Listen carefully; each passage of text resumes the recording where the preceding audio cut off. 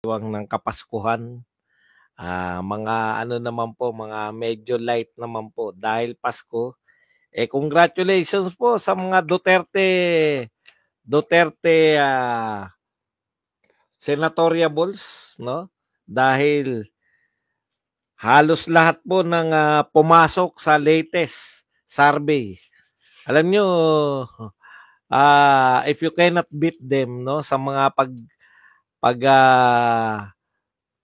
paggawa po ng mga survey ng mga hindi kakilala, balita rin natin yung mga survey na pabor naman sa atin, no? Kasi putya, bit ka maniniwala dyan sa mga no limit tanghiri, mga survey ng mga Octa Arts dancers. Alam naman natin na yan po ay pumapabor lang sa mga kalaban natin. Di balita rin natin itong survey na pumapabor po sa atin. No? Ito po yung Archlight na meron pong sinarvey na mahigit 300,000. O particular, ilan libo to? Kung sila libo lang po ang pinag-uusapan, ito po 364,734 ang bumoto, ang nag-survey. Number 1 po, si Bongo. Number 2, si Ronald De La Rosa. Number 3, si Pastor Kibuloy. At number 4 po, si Marcoleta. Kulelat po silang lahat. Puta, pasok na tayo.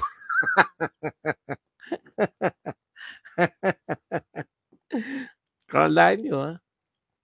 Kala nyo, kayo lang marunong mag-conduct ng survey, ha? Hindi ko po kilala tong Archlight na to. Pero sa dami po ng kanilang sinarvey, 300,000 mahigit. At ang lamang po ay panay mga Duterte. Laglag po ang mga tulpo. Puta. Yan, pag-uusapan po natin yan. Kulang kayo. Pag-uusapan din po natin, ito po si Dan Fernandez. Antindi po ng pinauuso nito ni Dan Fernandez. Wala na pong hiyaya. Nung araw, Archlight. Putya, kayo nga, magpakita nga kayo. Ito po, Archlight to. Hindi po namin to kaano-ano, ha. Ngayon ko lang narinig yan. Putya, pag ganyan naman anong palagay nyo?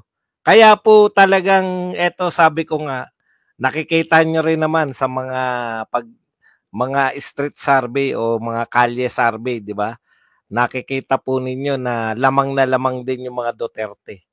Kaya pang masayahan po tayo, no? Kabagamat ako po ay naniniwala pa rin na SWS at saka Pulse Asia ang pinaka-credible sa lahat. Ano ba pagkakaiba nitong Archlight sa mga No Limit Tanghiri? Bakit po pwedeng ibalita nila yung mga No Limit Tanghiri, yung mga Octa Arts survey?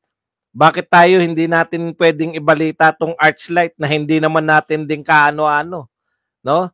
Hindi po to, ngayon ko lang din narinig to, katulad din po yan ng ibang survey. Ano kayo, siniswerte? Pag survey ninyo, kahit never heard yung mga nagsasurvey, ibabalita na media? Bakit hindi namin to ibabalita? Lamang kami dito. Ganun lang talaga yun. Okay. Hindi po Archlight, Paano ba binabanggit to? Kita nyo nga, hindi ko nga mabanggit. Ayun, Archlight. Yung Arco ba? Arco ni Inoue, ganun. Arclight Media Solid Archers. Yan po yun. Po to na Archlight. Tinitignan ko Ito po, hindi po simpleng survey to, no? Matindi po. Ang participant po dito ay 300, ang tinanong po ay 364,700 mahigit, no? So ito po ay Senatorial Preference Survey third run. Ang tanong po rito, ito po ang tanong.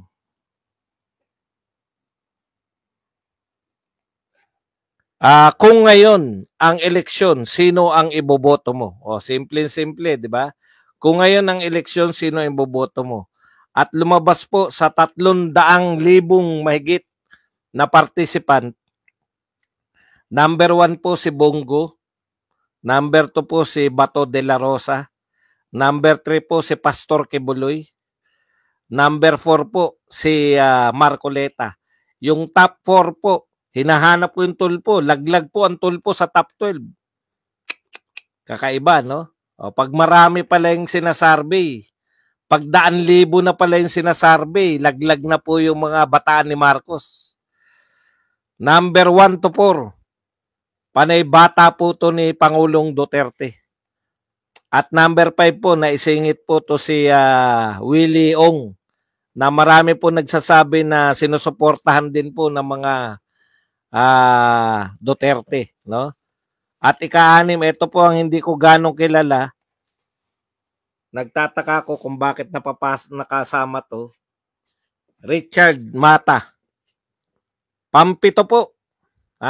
Pampito po si Jimmy Bundok.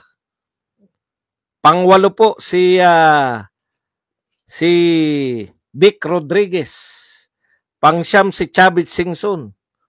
Pangsampu, eto pong si Philip Salvador. Panlabing-1 si Kuya Will Revillame at panlabing-2 si Bosita.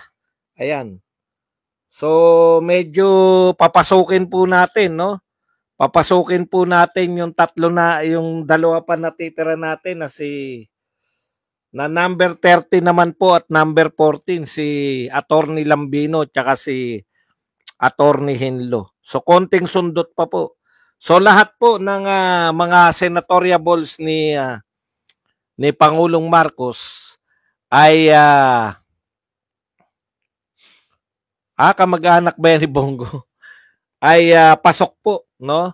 Dito po sa 12. Laglag po yung mga bata ni Marcos. Laglag po pala, no, sa top 12. Yan po. Aba, hindi po to DDS. Putya ko, kahit papano naman po yung mga grupo po ng Duterte, kilala po natin, no? Yan lang po. Kasi kayo masyado kayong believe sa mga never heard. Ito po, inaamin ko po, never heard po to.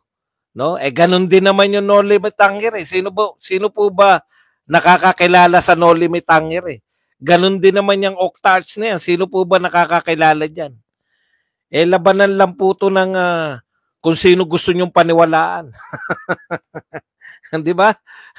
Pero ang hindi nyo po pwedeng i-deny dito, yung tinanong po rito ay 360, no? 300,000 mahigit ng mga Pilipino, botante. Yun po ang importante. Di ba? So ibig sabihin, habang samantalang nyo sa iba, 1,000 lang ang tinatanong Nakakabuo na sila ng top 12 Yung 1,000 na yun, panay mga BBM supporters po yung natatanong. Kaya takantaka ka lahat ng mga, eto po, habang lumalawak yung nagiging survey yan, hindi po nakakapamili, no? Hindi po nakakapamili ng mga Duterte ba to o Marcos ba to, no? Nagiging parehas po, ibig sabihin, dumadami po yung sample ay nagiging parehas po. Ibig sabihin po ng parehas, pumapabor sa mga Duterte candidates. Kaya tuloy-tuloy lang po tayo, no? Tuloy-tuloy lang po tayo. Si Hinlo po, tsaka tong si ipasok po natin, si Hinlo at tsaka si Lambino. Ayan. Ilaglag po natin yan si Willie Rebellame. Ayan po, dapat ilaglag natin yan. Hindi karapat dapat yan na mapasama dito sa mga papanalunin natin. Pero malaking bagay na po yan na halos lahat po ng ating kandidato ay pasok po, no? Dito po sa Archlight senatorial preference na ang tinanong po ay 300 mahigit. Patas-patas lang po. Kung kayo po ay pinopromote nyo yung mga never heard din naming No Limit Hunger at mga Octa Arts dancers, bakit hindi namin ipopromote tong Archlight? na nangunguna yung mga ano, ganun lang po 'yan. Okay, pag-usapan po natin, no, speaking of survey. Alam niyo po, galit na galit po sila o hindi ko po maintindihan kung bakit po yung mga BBM supporters binabalita po nila, tuwan-tuwa po sila na bagsak. Bagsak daw po, napakalaking lagapak daw po ni BP Sara. Ngayon po sa latest survey ng approval and trust rating. Dito nyo po makikita kung anong uri ng mga supporter meron si BBM, no? Okay lang po 'yan na matuwa kayo. Okay lang po 'yan na matuwa kayo na bagsak yung sa survey si BP Sara kung naungusan ni BBM. Putya, mas malala. Ha? Alam niyo po, sa totoo lang, wala kayong ano, no? Sabi dito raw po sa sa Pulse Asia. Pulse Asia ba yung latest? Ang laki raw po ng binagsak ni Sara Duterte. Kaya mabuti nga, mga ganun yung ano nila, no? Mabuti nga, yan na nakita mo. Kaya lang, sa mga ganito pong uri ng pagsusuri, no? Pag sinuri nyo po na bumagsak si BP Sara, dapat matutuwa lang, binububo nyo yung mga tao, yung mga Pilipino. Bakit? Bakit hindi nyo sabihin kung ilan si Bongbong at saka si Martin? Ang katotohanan po kasi, no? Ang katotohanan, number 1 pa si BP Sara. Both sa approval and trust rating. At kulelat si Martin. Paano nyo nagagawa, no? Etong mga utak biya na supporter ni BBM, paano nyo nagagawang ipagmalaki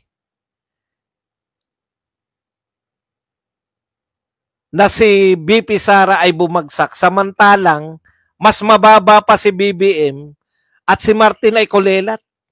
Pwede nyo pong ipagmalaki yung survey ninyo kung nangunguna si mas mataas si BBM. Hindi po eh. Kulelat si Martin. Ibig mo sabihin ba dong? Kahit na anong gawin nila, kulelat talaga eh.